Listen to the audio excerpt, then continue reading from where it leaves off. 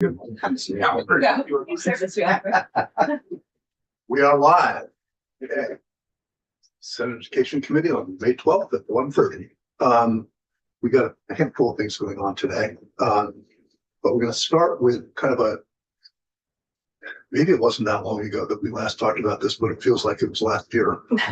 Intranasal epinephrine in schools bill.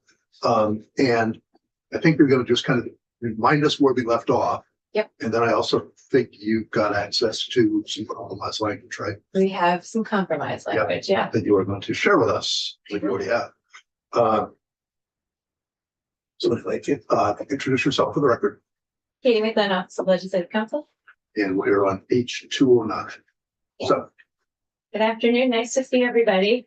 It has been a long time since we've last talked about this bill. This bill has been on a journey. There was a lot of conversation between the health department, the Agency of Education, the Association of School Nurses, and the Board of Nursing to arrive at a compromise. So let me just back up and remind you what the bill is about.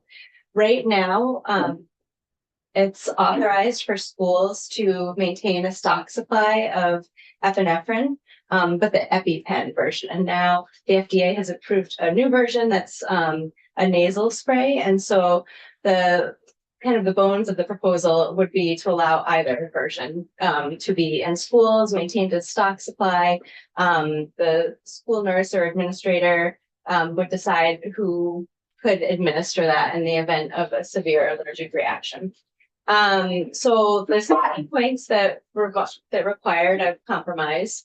I think the big piece that folks are getting stuck on is the authority of the school nurses, what is appropriate for the school administration to do and what is appropriate for the school nurses to do.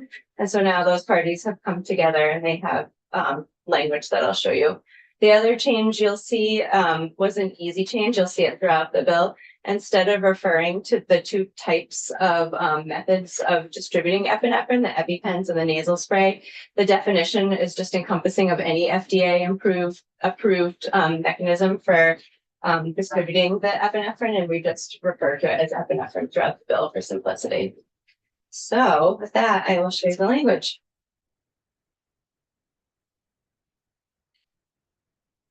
Okay. So I was saying that. What is epinephrine used for? Severe allergic reactions. To An EpiPen. Bees. That's what. Okay. Yeah. It could be anything, though. It could be. Reaction to severe allergic reactions to whatever. Yeah. Exactly. So the changes since the last time this committee has seen the bill are highlighted in yellow. A big one was, what do we mean by designated personnel? And the compromise was that it means a school employee, agent, or volunteer who has completed training required by the state board policy and who has been authorized by the school administrator or delegated by the school nurse to administer epinephrine in accordance with the provider's standing order or protocol pursuant to this section.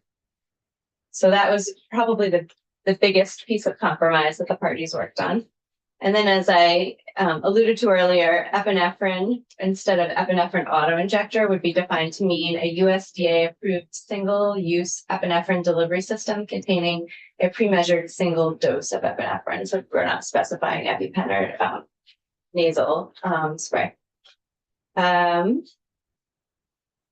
then school nurse. School nurse means a school nurse or an associate school nurse endorsed by AOE pursuant to the licensing of educators and the preparation of educational professional rules. So right now there are already rules in place that determine who can be a school nurse, and there's also a category of associate school nurses. And so the definition will pull in both school nurses and associate school nurses as defined in the existing rule. So this. Does this require a different level of authorization to be a school nurse? No, it doesn't change who can be a school nurse or an associate school nurse. This is just sort of spelling out for the purposes of this bill who we mean when we say a school nurse. And a school nurse, as we saw before, can do some of the delegation around who can administer the epinephrine.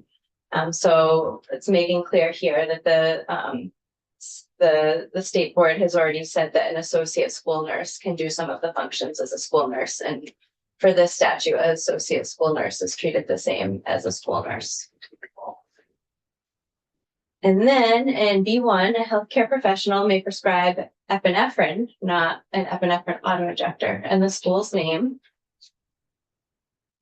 And then subdivision A, instead of assessing whether an individual is experiencing potentially life-threatening allergic reaction, recognizing whether a person is. This is part of the standing order that a healthcare professional would provide to a school that has a stock supply of epinephrine.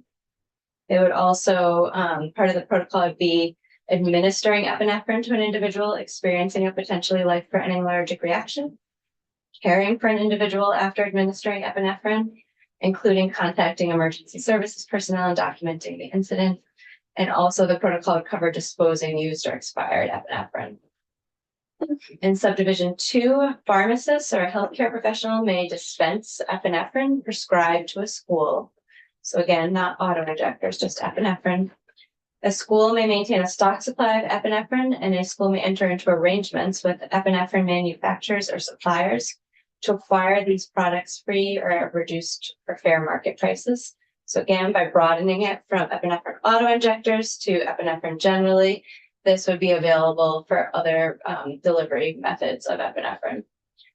And subsection D, the school administrator may authorize a school nurse or appropriately trained designated personnel to provide epinephrine to a student for self-administration, authorize to administer prescribed epinephrine to a student according to a plan of action maintained in the student's school health records, authorized to administer epinephrine in accordance with the protocol issued pursuant to subsection B to a student or other individual at a school. School nurse or designated personnel believe in good faith the student is experiencing anaphylaxis regarding whether the student or individual has a prescription for the epinephrine. And subsection E, designated personnel, a school nurse, a healthcare professional prescribing epinephrine to a school shall be immune from any civil or criminal liability arising from the administration or self-administration of epinephrine under this section, unless the person's conduct constituted intentional misconduct. Providing or administering epinephrine under the section does not constitute the practice of medicine. And then we have some language about policies that the state board will adopt in consultation with the Department of Health. And we really don't have any changes here besides switching back to epinephrine instead of epinephrine autoinjector. So that is sort of the basis of the compromise that the parties reached. So is this language that you wrote, or is it language they wrote and gave to you? This is language that they provided to both of us, and then I drafted it up. The parties who had some degree of conflict around the AOE. It was AOE, Department of Health, the School Nurses Association, and the Board of Nursing. So I'm glad that they allow both types, because a lot of times if you have an anaphylactic reaction, with me, I can't breathe. Mhm. So my sinuses and my throat closes off, my esophagus. So I need the auto injector. Mhm. So, and it's, sometimes it's just, you get hives, you swell and get all red and everything, but so I like the language. So just the committee's sake, I'll note that tomorrow afternoon, we have some testimony lined up from AOE and from the Department of Health. And then we have skip back here at 3 in case there's something we want to change, but just so you know that that's happening tomorrow. This one today was just to get us kind of get our heads back into this and to hear the results of the work that we actually suggested to do. Can I just ask? Yeah. For context, do we require any other entities to do to have this level of policy on epinephrine? I'm not sure off the top of my head. Okay. I think a big piece of the original sort of reason for this legislation 10 years ago was the benefit of the getting the stock supply, and they could get it at reduced cost. Yeah, So I think that was the When it original spiked, when genesis. the price of EpiPen spiked. It was about 10 years ago. Yeah. When the legislation was originally adopted. So it makes sense. So if I can just add a little color to this, if you remember last year, we did the sunscreen. So the answer is yes, we're all over this. It did, it's my first bill. But I just like, I wonder if like restaurants and other entities have any responsibility to have an EpiPen on hand.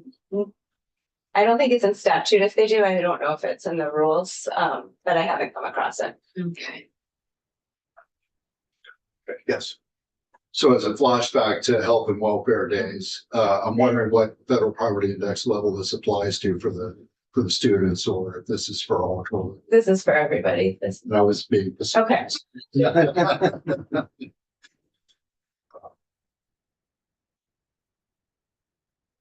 This seems, like first blush, as soon as you go through it, it seems to make total sense. I'm waiting for some email that says we're doing Yeah. something terrible. Yeah. Yeah, I think. Well, that's why I wanted to give it overnight and introduce us back to it, and then tomorrow. But I could see, unless something comes up, I could see being prepared to vote this out tomorrow. Okay. If people are on that page. Yeah, both sides, or all concerned sides were involved with this, right, and correct. So keeping this separate. Well, that's a good question. One thing that I haven't checked with the Senate Secretary on is germaneness, making sure that thing putting in here is going to be deemed germane, and I think it will. Germane to the miscellaneous. Yeah, because there are limits to what's germane to, But not to be at a committee yet. Excuse me? As long as it's been included in the committee, it's a floor question. If you can add something on the floor, that's not germane.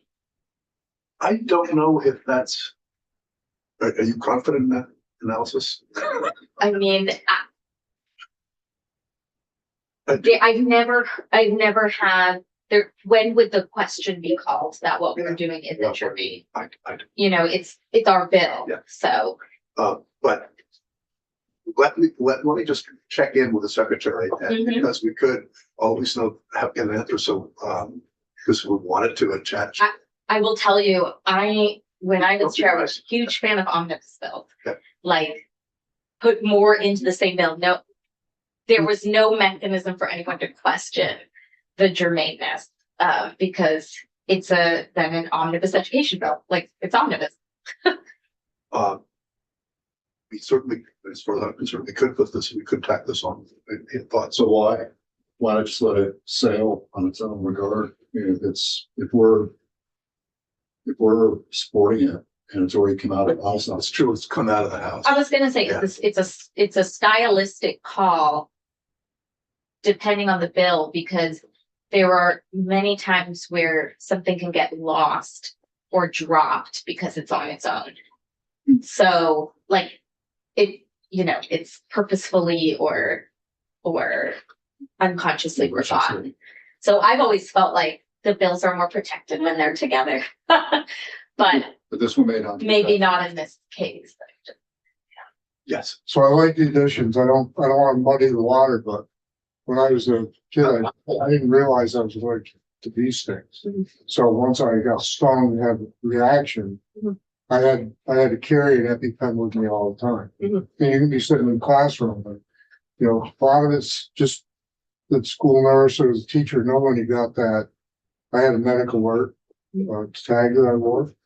So what we're talking about, just having them on hand, is more for kids that could have an anaphylactic reaction to something that, and they don't know they've got it covered. So Yes, I mean, it wouldn't stop a child who carries an EpiPen now from continuing to do that. That was my question. I'm Yeah. trying to make a And- question. you know, the way it's written, it wouldn't just be children. If there was a teacher at the school who didn't realize that they had a severe allergic Right. allergy, it would be there for the teacher too. Thanks.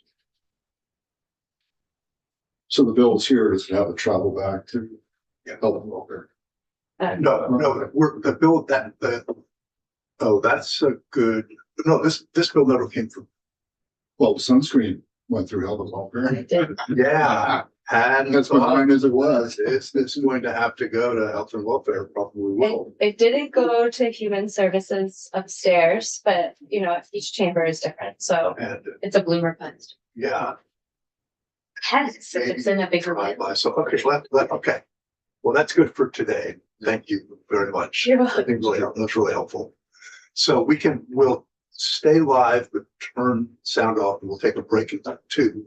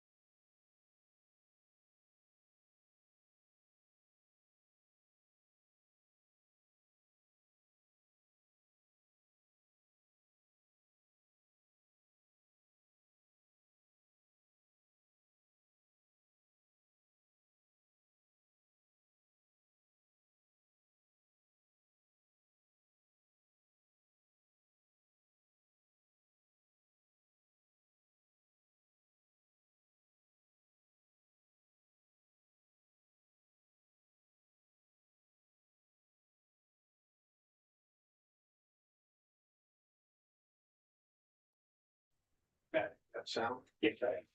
So, the kitchen committee, we're back. We're going to, it's for those listening from elsewhere. We are considering prospect of acting H54 in some fashion. It's not a finished bill yet. We look at from the House, the work done with the House. But to our miscellaneous ed bill. And actually, I guess we normally, so Beth, I'm sorry to do this to you. We normally start with the.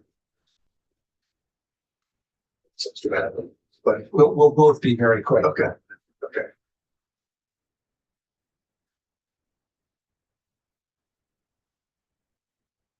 So for the record.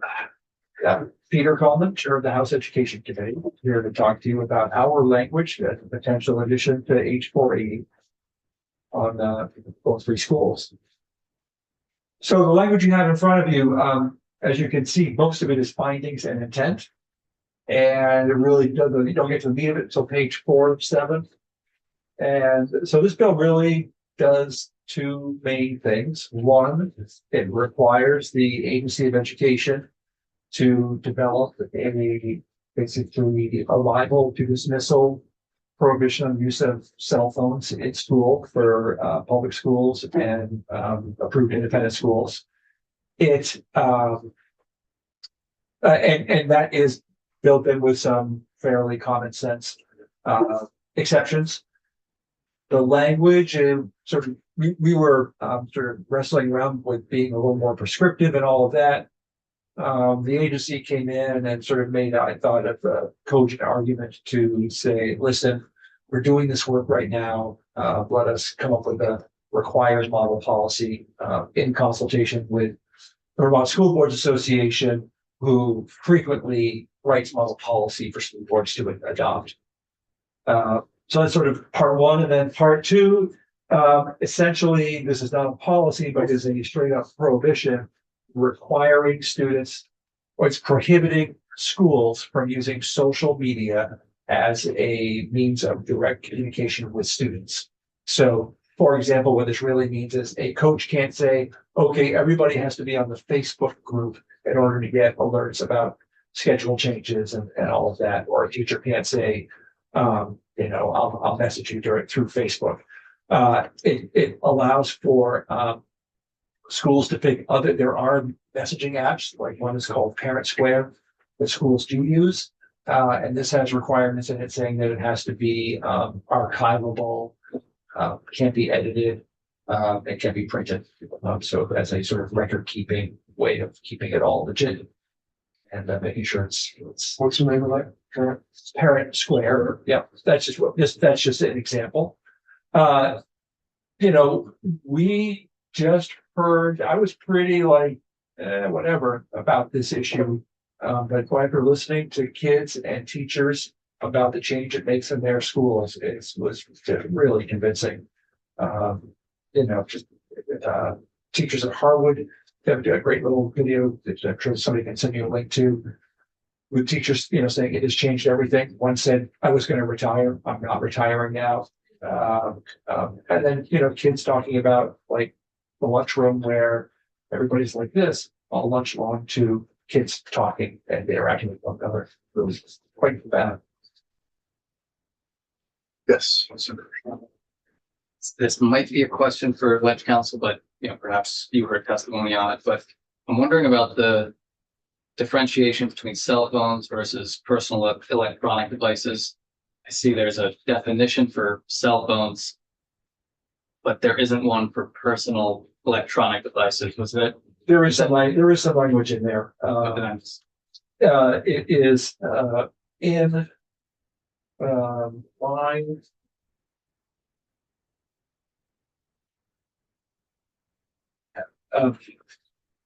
About page 4, line 1 or line 10. Sorry.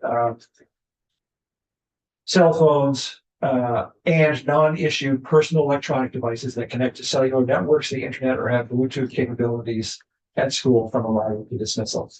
We definitely sort of struggle with all definitions, like what is social media? And this is the sort of the one we settled on to essentially include smartwatches with sort of messaging and other capabilities and Bluetooth headphones. Thanks. Yes. So you outlined kind of like two major aspects to the bill. One is model policy, the second is the use of social media. But your comment afterwards was really about the cell phone use in the schools. You feel just as strongly about the use of social media for communication purposes? I would say we feel very strongly about that. We debated pulling it just because we sort of twisted around about what is social media. Is Facebook or not Facebook, YouTube, is that social media? But ultimately decided it was important to have in there to sort of, make a statement that, social media also needs to be dealt with in a very careful and thoughtful way. If you were to say, hey, you got to pick one, I would pick the example of those tools. And I think the committee would agree with that, but that's the more important part of this. Okay, so related to social media specifically, for use for communications.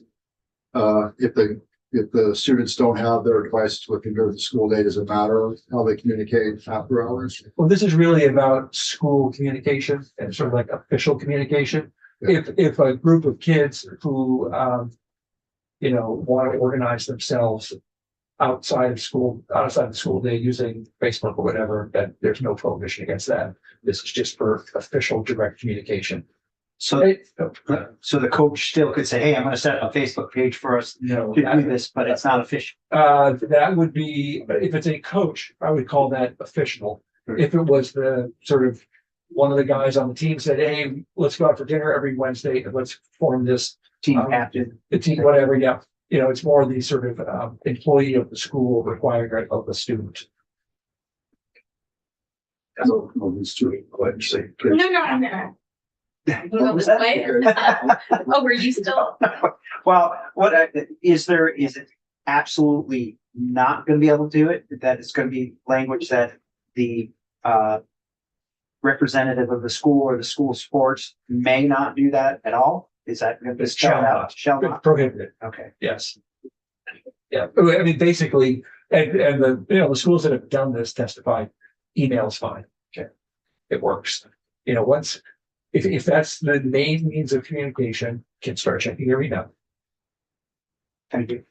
I didn't see what was next, but Well, I'm happy to yield, yeah. I wonder if you had any contemplation of English learners. One of the findings that was in a lot of people's minds during the pandemic is that many parents of kids who may not be English proficient use WhatsApp to get information. So I just wonder if, for a lot of folks, there are certain trusted social media platforms for them to be able to translate or to have channels broadcast in their language. I would say probably best to ask the folks you have come in and testify about how they deal with families where there are English learners. This does say, in terms of using a phone in school, it does say if it's approved by an administrator for academic purpose. But yes, I would say that this probably prohibits the use of WhatsApp as an official communication tool between the school and students and parents. What it doesn't prohibit, though, is, a lot of schools will have Instagram accounts that they use to just sort of promote what's going on in the school. It does not prohibit that, but just without direct communication. students will consider pushing. I think Terry would. Okay. No, I wasn't. Just a comment, generally that will perhaps change after we get our testimony, but I get nervous about overcomplicating the underlying issue, which in my opinion is the cell phones themselves and I'm not trying to discount the work you've done. I know you put a lot of time and thought into this, but I mean, I don't want to take away the opportunity for, a coach to set up a Facebook event and, for example, I think the one that was raised earlier, and, invite everybody to the event, using a Facebook calendar event invite. Because I don't feel like that's the type of thing that's necessarily causing all the distractions in the classroom. Maybe it is, and I'll hear differently, but just what I think of having a 15-year-old daughter myself who I'm trying to keep her somewhat away from her cell phone sometimes. I just feel like the issue is just constantly checking your phone every 2 minutes, whether it's in the classroom or the hallway or the cafeteria, and just trying to start with that at a bare minimum. So yeah, that's just my comment. I think what we heard from, that there are parents out there who struggle with this because they have prohibited their child from having social media as part of their communication until maybe age 16 or something. And so, it's one thing if a group of kids are doing this on their own, but for a coach to set up something that is an entree into a social media platform that some would argue is not good for the mental health of children.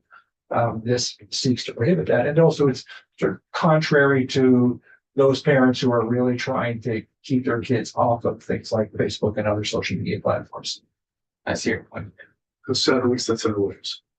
No, actually, that was really the essence of my question, because it's rare to have you in the committee to explain intent. And that was my concern as well, why you guys focused on a big chunk of the legislation on the use of social media for communications.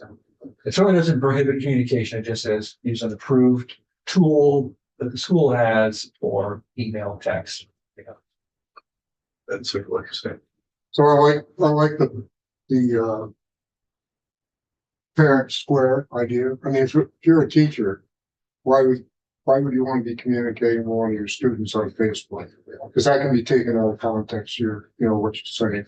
Parents may not appreciate the fact that the 35-year-old teacher is communicating with their 60-year-old. But did anybody bring up conversation? I've got constituents that I know a lot of schools require Google Chromebooks. Yep.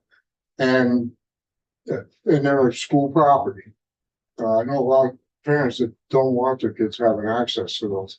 Are those internet capable? Yeah, so school issued Chromebooks are internet capable and all that, but they are designed in a way that blocks most of the social media platforms that we're talking about. Okay. But if we accept the fact that email has become sort of an important tool for communicating across all platforms, it allows students to have access to messages during the day. I also had testimony last year about just lost my train of thought. It had to do with the Chromebooks, but it'll come back. Yeah, we were not going to take a step of making everybody go back to paper and mimeograph machines, but No, some of us might see. well, okay, that I remember it. So it's like, I believe that if some of the Bs last year said, well, we're trying to prepare these children to exist in a technological world. So I recommended at the time that we have the curriculum actually to teach. That way, they can learn the right way, not by trial and error or default. So, and that was welcomed at the time. That might be a good idea. So, well, Whole other debate whether the legislature mandates curriculum or not. right. Right. Yes. Yeah, kind of piggybacking what Senator Williams is talking about, there's a certain life lesson here as well, and that's moderation. That, we can be over hovering and overprotective. At the same time, to exist in this technological world, we have to also understand that there's an aspect of moderation that both students and parents need to accept and exercise. I'm wondering if you discussed that in your committee about allowing communication via social media with the expectation that, you know, it's not all in or all out, but there's a lesson there. Again, I'd say, you know, social media on a broader level of debate has, you know, been shown to be the source of many problems with young people. But more importantly, there are parents who are really saying no to social media for their kid. If all of a sudden it's a required tool that a student must have on a phone or a Chromebook, that is sort of contrary to that. When, you know, email exists and works just fine. I hear the same argument for vaccines too. Uh, I don't want to expand the debate. I'm just curious if you, in the committee took, you know, the consideration, moderation, life lesson.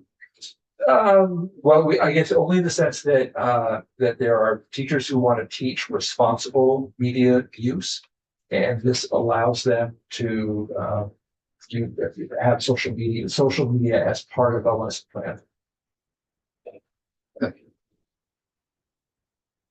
Senator Shepherd, I think I understood your last point, but, and I think earlier you had mentioned YouTube. So I guess my question, if there was a teacher who wanted to show a clip from YouTube for a specific lesson, because it shows the results of a science experiment, for example, would they be allowed to access YouTube and show the clip and then carry on with the lesson? Yes. Okay.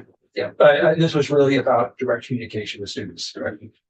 Or requiring students to use social media as part of a lesson plan that that isn't for an academic purpose.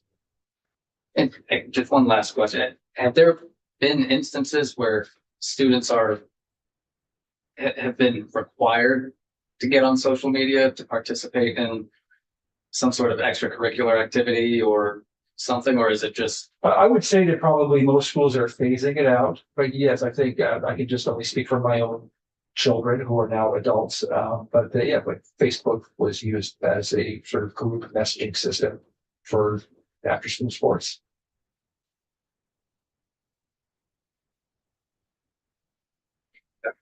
back when it was deemed more innocent time. I hope so. Yeah, We had a representative come in to express concern about homeless students in McKinney-Vento, which it sounds like may have been brought to your attention at some point in the deliberation. No, I've heard about that today for the first Oh, time. okay. It was never brought up by any of the school districts who we heard from who have implemented bell-to-bell policies. That's helpful. That being said, that was more about prohibition of cell phones during the day as opposed to prohibition of social media. And I mean, that would probably be a good question for the people you have coming to speak to you. I'm a little unclear as to why Yeah. communication has to take place through social media and couldn't be through text or whatever. But again, it was a new issue for me today. that's a very good point. Still text. Yeah. Okay. On your Chromebook. Okay. So you can text or email still available. Well, I think that most schools were pretty clear that have done this, have said that, we just don't allow any communication until the bell rings at the end of the day. So in other words, kids shouldn't be expecting official communication from the school until after the school day is done. The situation with homeless students, is probably more complicated, but I would definitely get some more testimony on that, see exactly what the issue is. So what I'm thinking is that any student might have some emergency reason they need to go to the office and look at their cell phone. Their parent is in surgery. Their, a relative died. Like, I don't know, I imagine that there's just common sense provisions that could be built in, so that a student could go to an adult and say, I need to look at my phone right Yes, now. yes. Yeah, I'm sure that, I don't know if this says anything to that directly, but, parents or guardians have been communicating with students long before cell phones were ever invented. Right, And at the schools where they instituted these prohibitions, they said, we just go back to the old days where if a parent used to reach a student, they called the central office. right. And a message gets sent.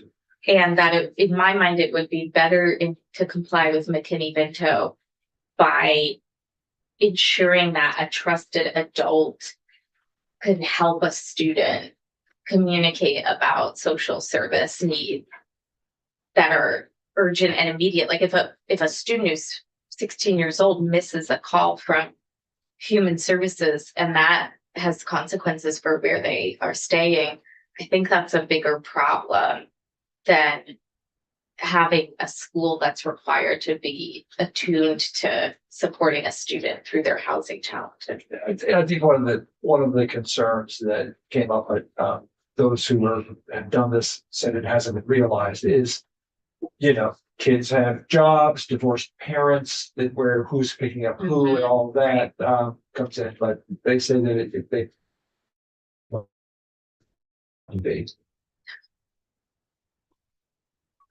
Yes. By the way, I want to make sure we have time for Beth to walk through the space. In regards to what was just described, was there any conversation about having a third category on page 4 to the exceptions and describing emergency circumstances? So we did not go into emergency circumstances. However, I will say that in looking at laws in other states, they do have exceptions about students being able to have possession of their phones during an emergency. And I don't think we're talking about like school shootings. We're talking about like The parents. the train for real, then we got to evacuate the school kind of thing. Yes. Just curious if in the testimony you received from schools that had done a prohibition of one type or another, did they have any lessons learned there about some of their systems kind of atrophying over time, that they no longer have the communication systems necessary for the kid to be able to pick up the phone over, wherever in some private area to have this conversation? No, they all said they were able to hook up. Just looking for a Yeah, kind of yeah. comprehensive. Yeah, thank you. Well, thank you all for taking it up. It's Thank you. kind of important. Yeah, appreciate it. Thank you. We're going to go walk through now. Thank you. At St. James Office Legislative Council. Share my screen.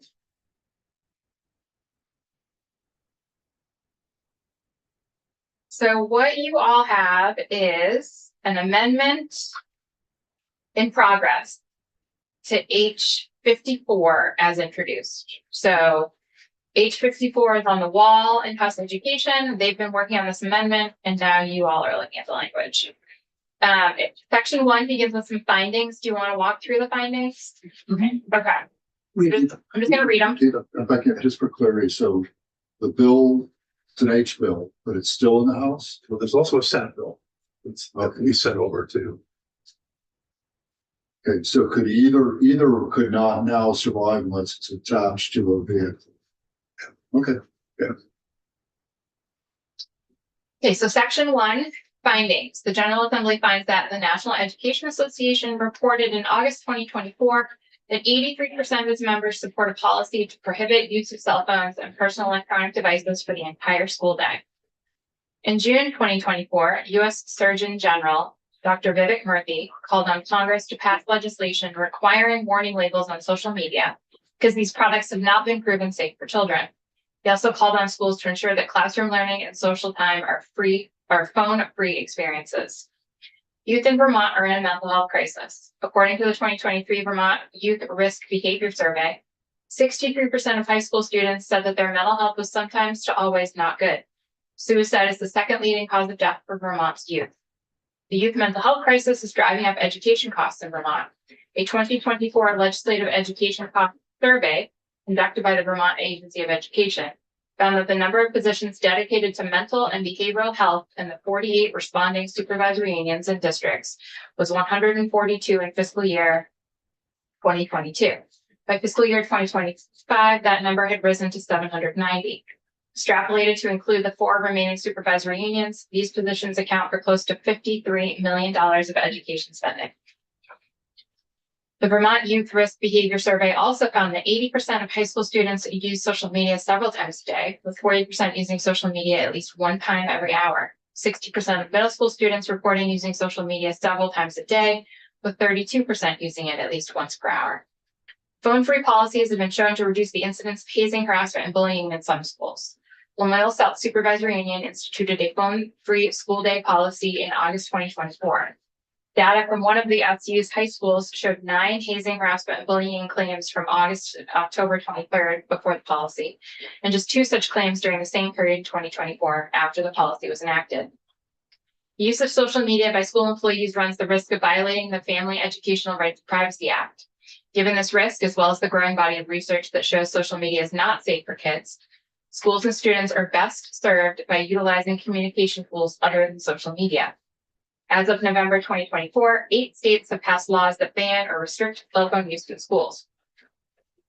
It is the intent of the General Assembly for all students of Vermont to access the benefits of a phone and social media-free school environment, which promotes focus, improved mental health, and increased social cohesion. So then the substance of the bill begins on page 3, line 9, section 2. Adds a new subchapter to chapter 9 in title 16. Chapter 9 is the school district chapter. Subchapter 7 would be called cell phone, personal electronic device, and social media use in schools. The subchapter begins by adding section 581 with definitions.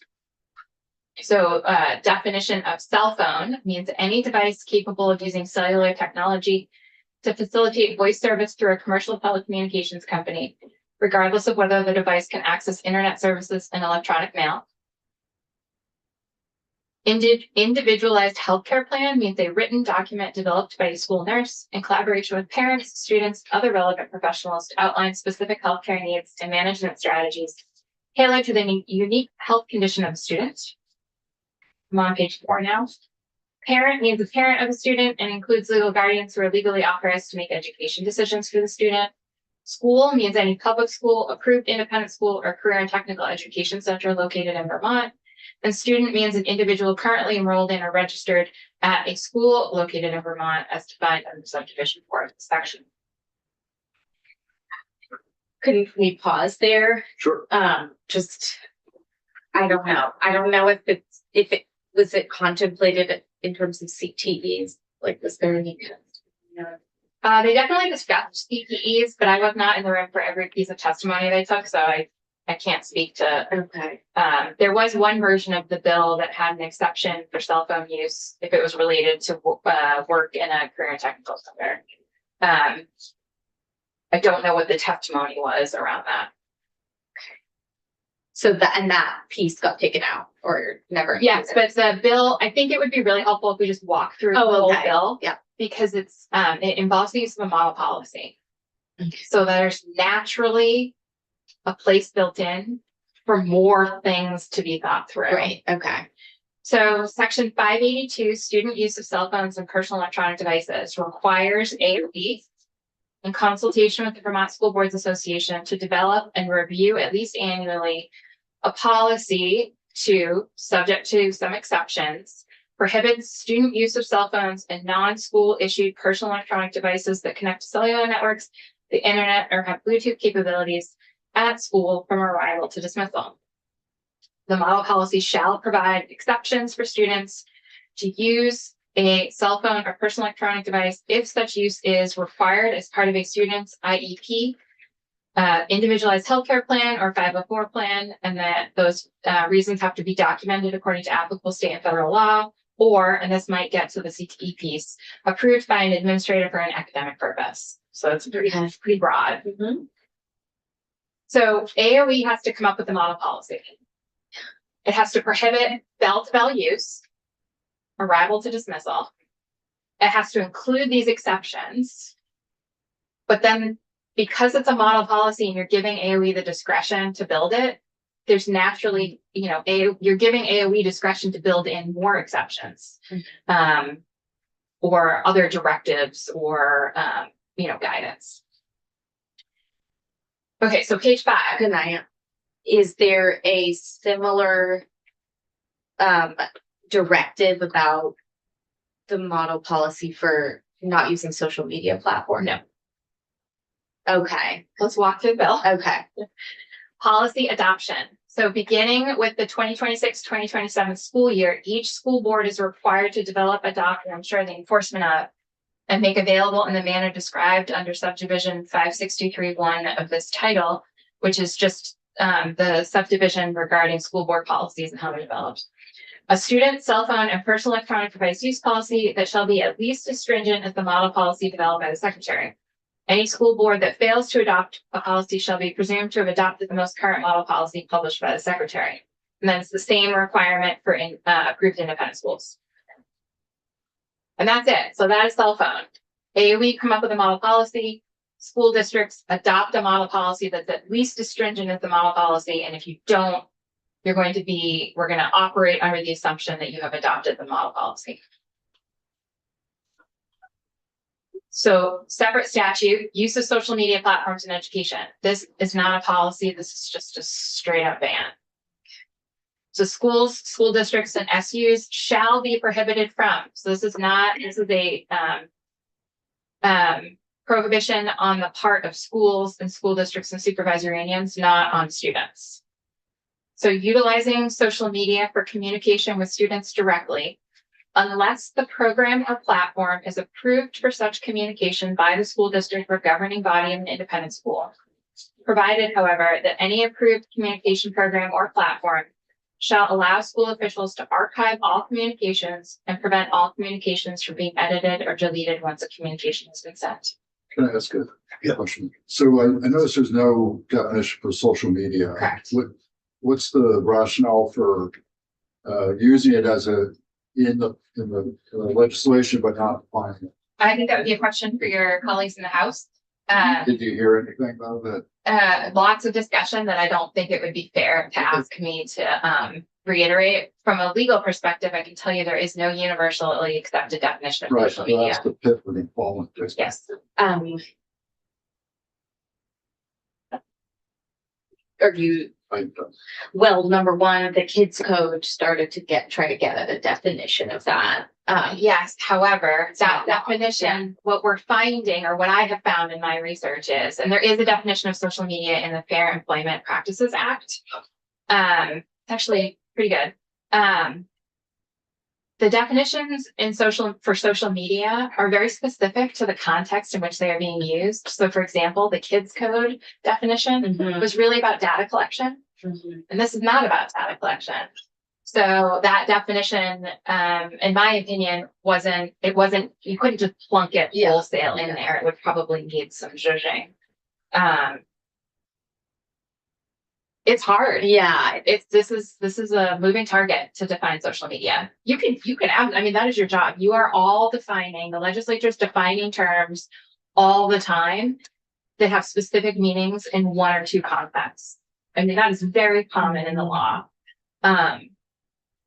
I would say that the social media where they're collecting data for commercial purposes tracks very well to the social media that's harming our kids. So I still don't think it's a bad definition because that's what's monetizing kids' attention are the same platforms. So I would say that, and I do just have a clarifying question to better understand if the independent school piece means the sending district needs to communicate with a student at an independent school, or it's just like we're exempting independent schools. What does that mean? So schools is a defined term in the subchapter, and it includes approved independent schools. So public schools, approved independent schools, and CTE centers are prohibited from using social media for communication with students directly, unless the platform or program is approved by the school. Oh, so that's both. I thought it was some special thing. It's not it's not a district or governing body of the independent school. It's a school district, comma, or I mean, in my mind, or governing body. Correct. Okay, I was reading that as like there's some need for the sending district to communicate with the student. Okay. But the sending district, this would prohibit the sending district from reaching out to students via social media. So they could use social media to communicate directly with students. You'll notice this doesn't say anything about the community or parent. Right? That's helpful. Yeah. If the program or platform is approved for such communication by the school district or the governing body of the independent school. But those platforms need to allow for archiving and prevent deletion or editing of communications once they've been sent. And then the other piece of this prohibition is the same thing. Schools, school districts, and supervisory unions are prohibited from requiring students to use social media for out-of-school academic work, school sports, extracurricular clubs, or any other out-of-school, school-sponsored activities.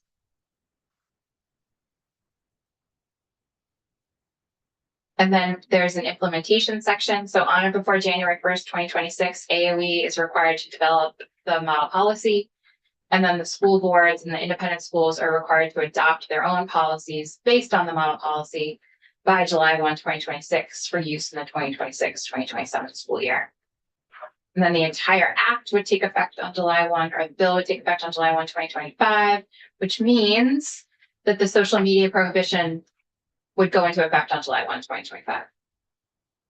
So you're not going to see a requirement for cell phone free policies in schools until the 2026-2027 school year, but the social media piece would take effect immediately.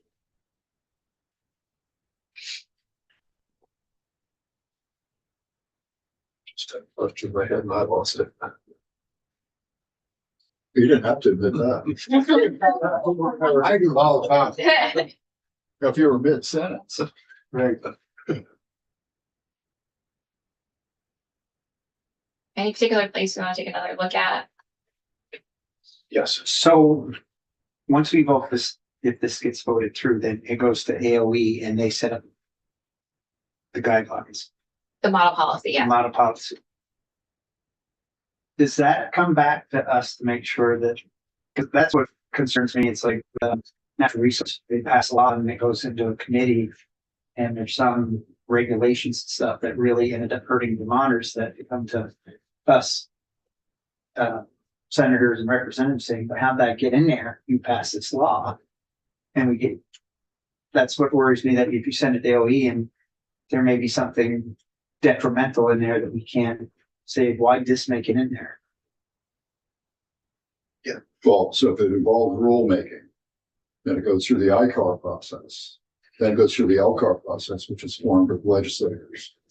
And that's the check back. That's the check valve for, was it appropriate? Does it conform to the? Right, they don't conform to this legislation.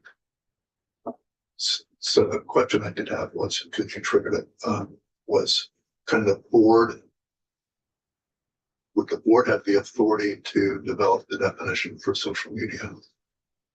If it wasn't in the model policy. Or put it in the development for the model policy? So this AOE is I'm sorry, I responsible. meant. Okay, Yeah. yes, there's nothing in here that requires it, but there's also nothing in here that prohibits the definition of the development of it. So if we don't define it, they can. Yes, They don't have to, but they can. correct. Yeah, okay. So there is a federal definition of social media. Mhm.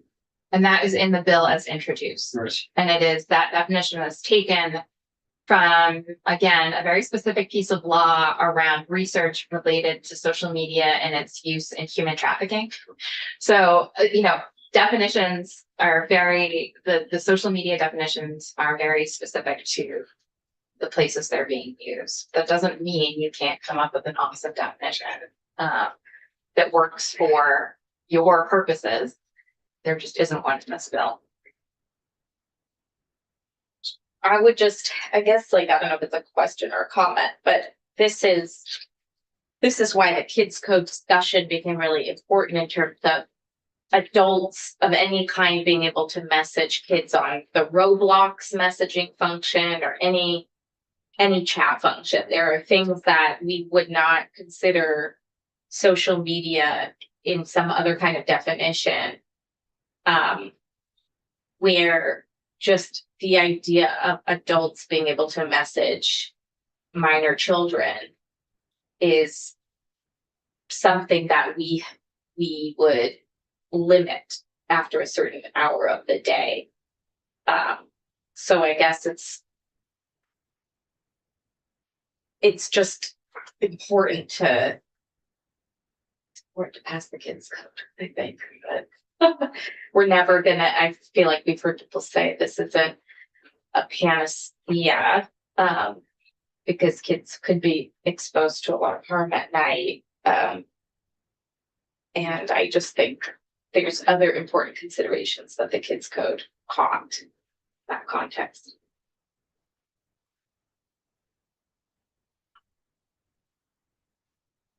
So do we have a problem here in that without defining social media, do we even have a bill?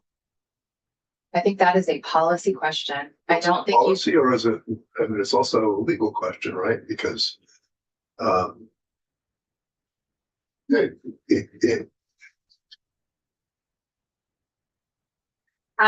term social media is used in other titles without a definition in Vermont. Okay. Is it integral to the section that term appears in? Not as integral as a section that is on the prohibition of social media use itself. I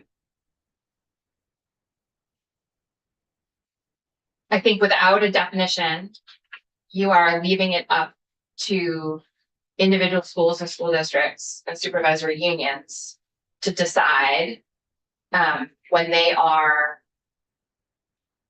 making decisions on how they are going to communicate with students or what they are requiring of students outside of school hours.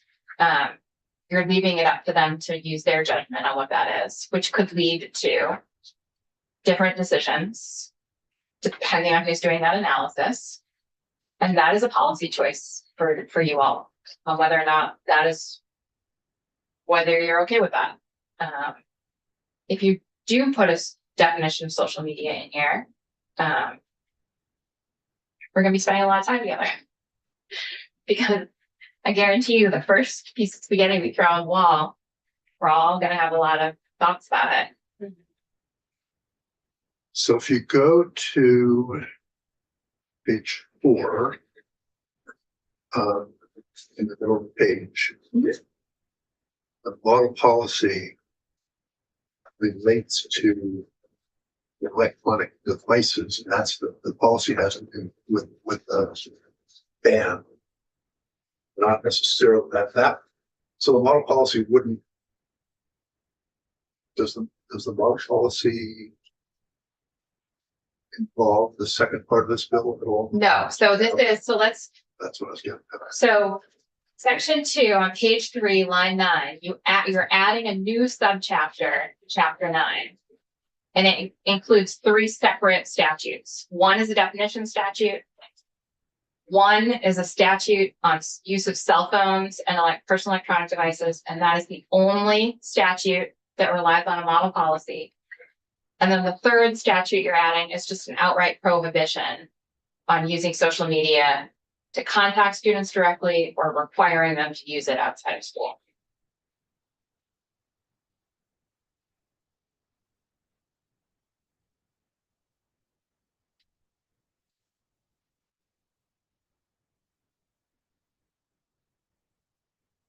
And we also require an AOE come up with model policy. Yeah, but and that was the question I was getting at. That relates only to the prohibition of electronic devices that can connect to the internet. And cell phones. It's also not a policy about cell phones and personal electronic devices. Yeah, it doesn't touch the social media. Good.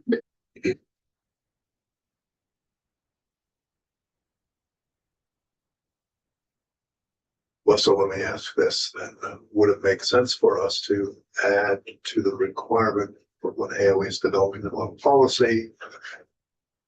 For the AOE to add the definition of social media and And I've been thinking about this for a few minutes. I think the challenge is that social media is constantly changing, and every couple of months there's a new app that connects people in some way. And so I think getting overly prescriptive or providing a definition could actually backfire in a certain way. I do think, leaving it to the teachers and principals and so on to just have common sense as to what is social media, Instagram compared to Parent Square, two very different things. that's a good point, actually, because what you're doing, they'd be telling their staff what they can't. It's actually not so much of the last part. It has to do more with what's the ways schools communicate with students than it does with what students can do between themselves. So therefore, your point is actually in more sense, really, but in that context, that habit of school. Because people work for the administration can say what it is, and you can't do it. I'm actually comfortable with that. No. Yeah, I think it lets them adapt. Yeah. Have more adaptability. So.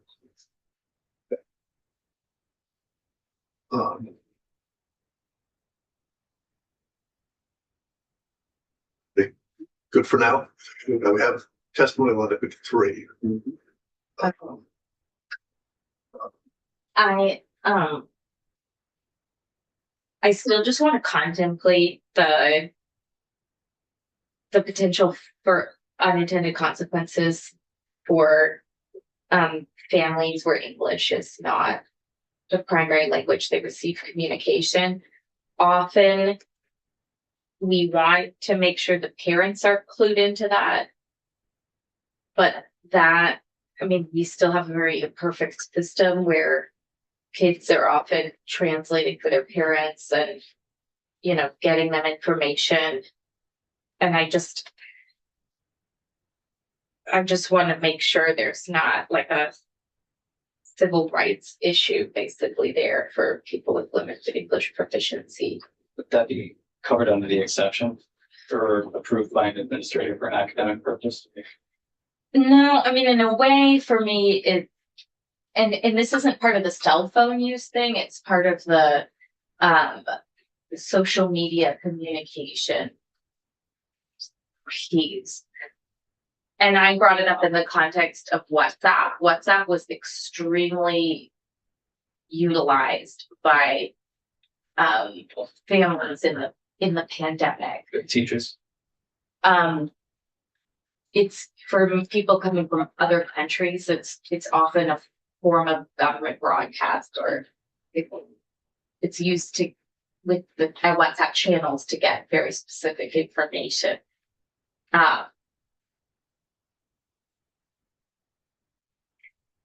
So the parents they would still have it during the day. Mm-hmm. So you're just growing, better make sure we're not missing something. Mm-hmm. Yeah. Communication channels become so high stakes. If you rely on something to then translate into your own language, and In what context? Because it's through email, through just so for example, during the pandemic, there was a spike in cases among New American communities in Burlington, Winooski. And one of the best practices at the time was to communicate through kids to parents via whatever communications channels they were most comfortable with, YouTube, WhatsApp, etc., to get some sanctioned information to parents. I wish things like Everbridge and Vermont Alert or those aren't even in other languages. So many of the school districts that serve a lot of English learners and have a lot of LEP, limited English proficient parents, get extremely creative to communicate with the families all together. So I'm just trying to make sure that that's a population we aren't limiting with any of it.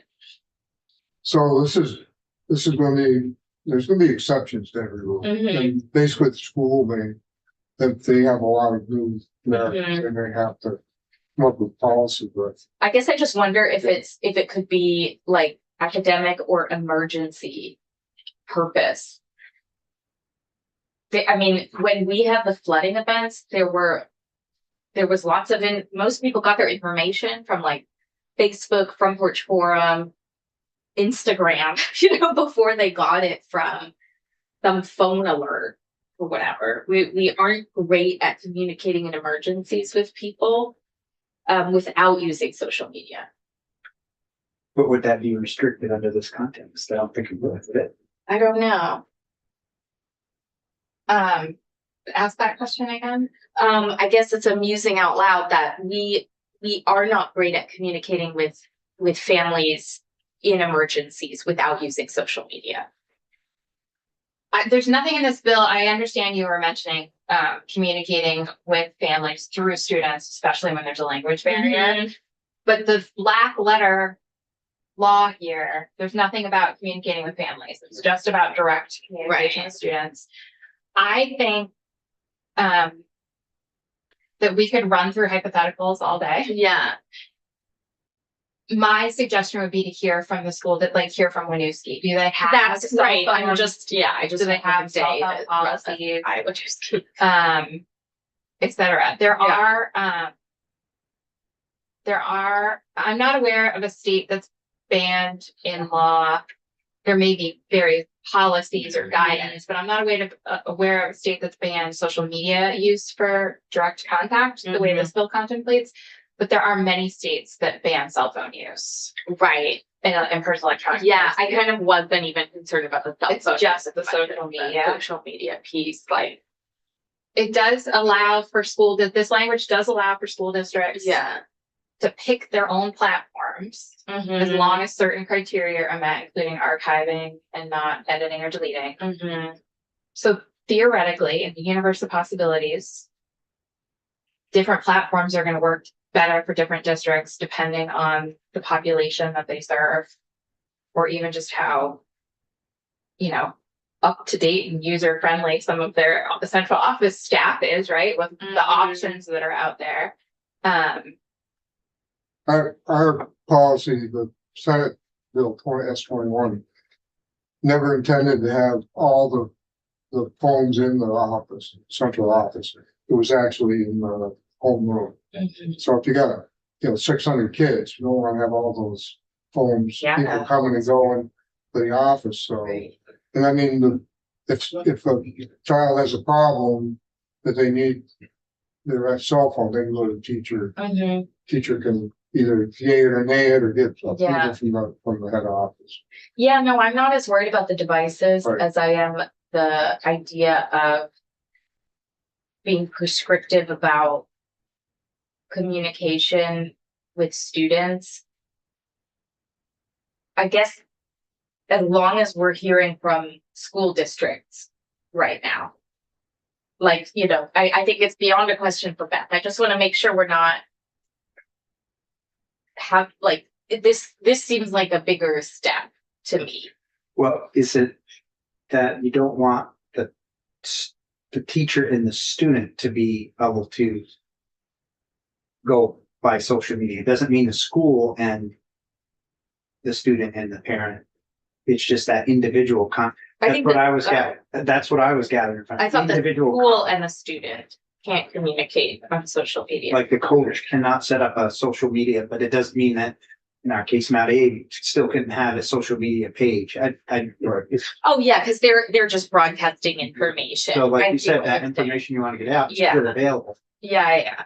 But But me as the They're not English teacher, expecting the student to be focused on that. the teacher to be focused Right. on in the social media. That's a good point. That's a good point. I'm good. I'm sure the schools will tell us if there's problems. Thanks. You have me here tomorrow for a possible vote on H 480. Am I making any changes? Yeah. I want to honor this McKinney-Vento concern. We could just, unless Beth, but there's a problem with it or others do, we could just add McKinney-Vento to what they have to pay attention to, the students' IEP, et cetera. Can you explain McKinney-Vento? McKinney-Vento is a federal law that requires students who do not have a permanent residence to receive all the same supports, services, and extra accommodations to allow them to go to school. So the concern was raised with us, what if a homeless student needs to use their phone more often than other students because they are communicating about their social welfare and well-being? Transportation. Yeah, and I did a quick Google search and it's contemplated that McKinney-Vento doesn't have a singular policy on cell phone use, but that school districts have to take into account McKinney-Vento for everything. I mean, if a student comes to them and says, I just didn't know what. yeah.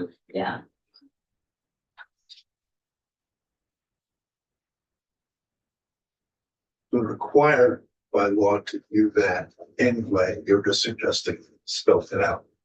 Adding McKinney-Vento specifically to the section, sorry. Sorry, I couldn't put it up. Okay.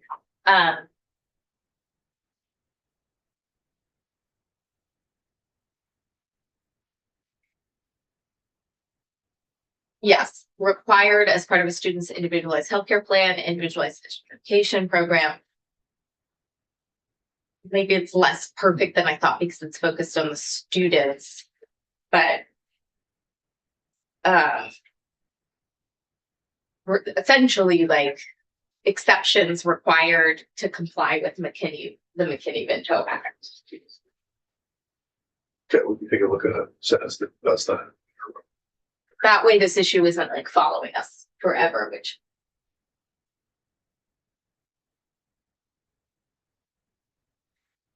I can do that.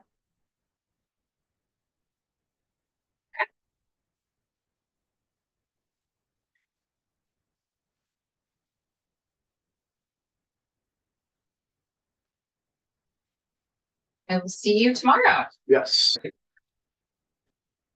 So we'll be in touch with you about whether to Yes, add this onto.